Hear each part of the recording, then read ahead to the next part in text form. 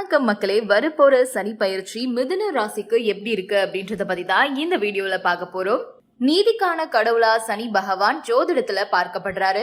அது மட்டும் இல்ல, மற்ற கிரகங்களை விட சனி பகவான் தான் ரொம்பவே மெதுவா நகரக்கூடியவர். அதாவது சனி பகவான் ஒரு ராசியில இருந்து மற்றொரு ராசிக்கு மாறுறதுக்கு அதிக காலத்தை எடுத்துக்கிறாரு. அதே வகையில சனி பகவான் வர மார்ச் 29ஆம் தேதி கும்ப ராசியில இருந்து மீன ராசிக்கு பெயர்ச்சி ஆறாரு. ஏறத்தாழ 30 வருஷத்துக்கு அப்புறமா சனி பகவான் மீன ராசிக்கு வருகை தராரு. மிதுன ராசிக்காரர்களுக்கு இந்த சனி பயிற்சி உங்க ராசியில இருந்து 10ஆம் வீட்டுல நிகழப்போகுது. இந்த பயிற்சி மார்ச் 29, 2025 அன்னைக்கு நிகழப்போகுது. அதோட சனி ஜூன் 3, 2027 வரைக்கும் மீனத்துல இருக்காரு. இந்த பயிற்சி காலகட்டத்துல நீங்க வெற்றி காண்பீங்க. இருந்தாலுமே கடின உழைப்பு உங்களுக்கு வேணும். அதன் மூலமா நீங்க நேர்மறை பலனை பார்க்க முடியும்.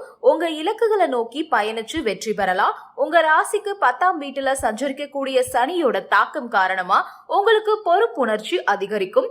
பயனுள்ள காரியங்களை செய்வீங்க. உத்தியோகத்தை பொறுத்த வரைக்கும் முன்னேற்றங்கள் இருந்தாலும் சில சவால்களை நீங்க சந்திக்கணும். இருந்தாலும் உங்களோட கடின உழைப்பு இருந்துச்சுன்னா எல்லாமே சரியா நடக்கும். அப்பதான் பணியில உங்களோட இலக்குகளை நீங்க அடைய முடியும். சனி பகவான் நீதிபதி போல செயல்படுவாரு. உங்களோட உத்தியோக மற்றும் தொழில் முன்னேற்றத்துக்கு உங்களோட செயல்ல நீதியும் நேர்மையும் கண்டிப்பா இருக்கணும். இந்த காலகட்டத்துல பணிகள் அதிகமா இருக்கும். சோதனைகள் இருந்தாலுமே உங்களோட திறமையை பயன்படுத்தி கடினமா உழைச்சிங்க அப்படின்னா அதன் மூலமா உங்களோட முயற்சிக்கான பாராட்டும் அங்கீகாரமும் உங்களுக்கு கிடைக்கும். அடுத்ததா காதல் குடும்ப உறவுகளை பொறுத்த வரைக்கும் கல்யாணத்துக்காக காத்துட்டு இருக்கீங்க அப்படின்னா உங்களுக்கு ஏற்ற துணை உங்களுக்கு கிடைக்கும். உங்களுக்கு பிடிச்ச மாதிரியே அமையும். கல்யாணத்தை பொறுத்த வரைக்கும் உங்களோட முயற்சிகள் எல்லாமே கைகூடும். திருமணத்துல இருந்து வந்த தடைகள், தாமதங்கள் இது எல்லாமே விலகிரும். இந்த காலகட்டத்துல உங்களோட அப்பாவோட ஆதரவை நீங்க பெறுவீங்க. அம்மா கூட கருத்து வேறுபாடுகள் ஏற்படலாம். ஆனாலும் தாயோட சுமூக உறவை பராமரிக்கிறது கடினமாவும் இருக்கலாம். இருந்தாலும் பொறுமையா செயல்படுங்க. இந்த சூழ்நிலையை சமாளிச்சு சிறந்த வலுவான உறவை அமைச்சுக்கிறதுக்கு அனுசரிச்சுட்டு போறது நல்லது. அதோட எந்த ஒரு கருத்தையும் வெளிப்படையா பேசுங்க. மனசு விட்டு பேசுங்க. சகோதர சகோதரிகளோட ஆதரவு உங்களுக்கு கிடைக்கும். அடுத்ததா திருமண வாழ்க்கையை பொறுத்த வரைக்கும் திருமணமான தம்பதிகளுக்கு இடையில உறவு சுமூகமா இருக்கும், நல்லாவே இருக்கும். உறவுல நெருக்கம், பிணைப்பு இது எல்லாமே ஏற்படும். ஆனா சில தற்காலிக பிரச்சனைகளை நீங்க சந்திக்க நேரிடலாம். அப்படி சந்திச்சாலுமே பரஸ்பர ஆதரவு, ஒருத்தருக்கு ஒருத்தர் கனிவோட நடந்துக்கிறதன் மூலமா வரக்கூடிய சவால்கள், மோதல்களை நீங்க எளிதா சமாளிக்கலாம். அனுசரிச்சு நடந்துக்கிறதோ புரிந்துணர்வை வளர்த்துக்கிறதோ ரொம்பவே முக்கியம். பரஸ்பர புரிந்துணர்வோ விட்டு கொடுத்து நடக்கக்கூடிய அந்த தன்மையோ உங்ககிட்ட இருந்தது அப்படின்னா உங்க துணையுடனான உறவை அது ரொம்பவே வலுவாக்கும். அடுத்ததா நிதி நிலைமை பொறுத்த வரைக்கும் இந்த பெயர்ச்சி காலகட்டத்துல உங்களோட நிதி நிலைமையில ஏற்றம் இருக்கும். இருந்தாலுமே நீங்க ரொம்பவே கவனமா இருக்கிறது நல்லது. வரவு செலவுகள்ல அதிக கவனம் செலுத்தணும். ஆடம்பர செலவுகளை தவிர்த்துறது ரொம்ப நல்லது. நிதி குறித்த அவசர முடிவுகளை எடுத்தும் கவிழ்த்தோன்னு எடுக்காதீங்க. அதெல்லாம் தவிர்த்துடுங்க. கடன் வாங்குறத தவிர்த்துடுங்க. பண விஷயத்துல நிபுணர்களோட ஆலோசனையை பெற்று நடந்துக்கோங்க. பணத்தை முதலீடு செய்யறதுக்கு முன்னாடி ஒரு தடவைக்கு 2 தடவை யோசிச்சு முடிவெடுங்க. முதலீடு மட்டும் இல்லாம பணம் சார்ந்த எந்த விஷயமா இருந்தாலுமே யோசிச்சு முடிவெடுக்கிறது நல்லது.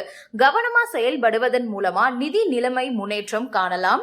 மாணவர்களை பொறுத்த வரைக்கும் இந்த காலகட்டத்துல மாணவர்கள் அதிகாரப்பூர்வமா செயல்படலாம். மாணவர்களை பொறுத்த வரைக்கும் இந்த காலகட்டங்கள்ல மாணவர்கள் ஆக்கப்பூர்வமா செயல்படலாம்.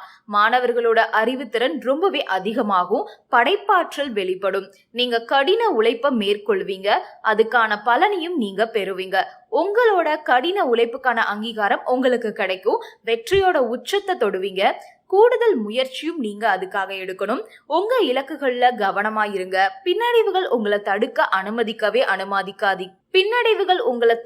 அனுமதிக்காதீங்க. அதோட உங்க திறமைகளை அடுத்த நிலைக்கு எடுத்துட்டு போங்க.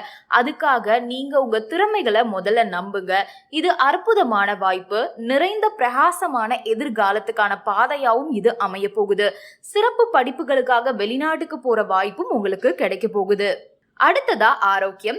சுவர் இருந்தாதான் சித்திரம் வரைய முடியும். உங்க ஆரோக்கியம் சிறப்பா இருந்தாதான் நீங்க சிறப்பா செயல்பட முடியும். அதனால ஆரோக்கியம் ரொம்ப ரொம்ப முக்கியம். இந்த காலகட்டத்துல உங்களோட ஆரோக்கியத்துல சில பின்னடைவுகள் ஏற்படலாம். அதனால உங்க ஆரோக்கியத்துக்கு நீங்க முக்கியத்துவம் கொடுங்க. யோகா பண்ணுங்க, தியானம் செய்யுங்க. இதன் மூலமா உங்களோட உடல் மன ஆரோக்கியம் மேம்படும். உங்களுக்கு புத்துணர்ச்சியும் கிடைக்கும். மன அழுத்தம் விலகி போயிடும். மன அழுத்தம் விலகி போயிடும். ஆரோக்கியமான உணவு சாப்பிடுங்க. வயதானவர்களுக்கு உடல்நிலை சீராக நேரம் எடுத்துக்கலாம். குறிப்பா நாள்பட்ட நோய் இருக்கிறவங்க தங்களை ரொம்பவே கவனமா கவனிச்சுக்கணும். சுவர் இருந்தாதான் சித்திரம்